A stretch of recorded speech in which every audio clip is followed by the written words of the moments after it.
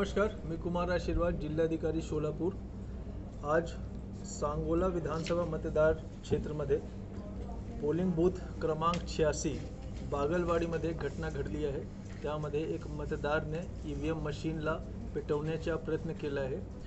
त्यामुळे जे ballot unit आहे, तिथे 3 बॅलेट युनिट होते, जे बॅलेट युनिट्स आहेत ते थोडा काळसर जाण्यासारखं दिसून येत आहे। थोडा ते ब्लॅक झालेले आहेत, पण बॅलेट युनिट पण इंटॅक्ट आहे, कंट्रोल युनिट पण इंटॅक्ट आहे आणि VVPAT मशीनसुद्धा इंटॅक्ट आहे। पोल प्रोसेसवर कुठल्याही प्रकारचा यावर प्रादुर्भाव पडला नाही।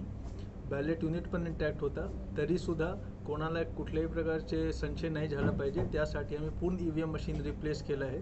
नवीन EVM मशीनवर आम्ही मॉक पोल केला आणि त्यानंतर तिथे ते नवीन EVM मशीनवर प्रोसेस पण जे वोटिंग प्रोसेस आहे तो पण पुन्हा सुरू झाला। आता तिथे शांताने पोलिंग प्रोसेस सुरू आहे।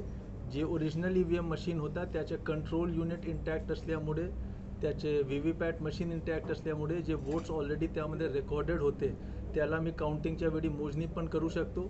तर पोलिंग प्रोसेसवर कुठल्याही प्रकारचा प्रादुर्भाव नाही झाला आहे। तिथे रिपोल करण्याची कुठल्याही प्रकारची आवश्यकता नाही आहे। जे मतदारांनी ओरिजिनल EVM मशीनवर त्यांचे मत दिला होता ते सर्व वोट्सचा रेकॉर्ड तो EVM मशीनमध्ये आहे। कुठल्याही प्रकारचा प्रॉब्लेम नाही झाला आहे।